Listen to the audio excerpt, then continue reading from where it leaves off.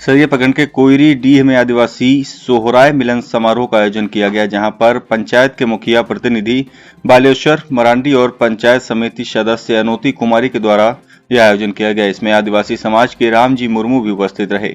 बता दें कि सोहराय मिलन समारोह प्रत्येक वर्ष आयोजित किया जाता है। इस कार्यक्रम में आदिवासी बच्चियों के द्वारा झांकी निकालकर अतिथियों का स्वागत करते हैं।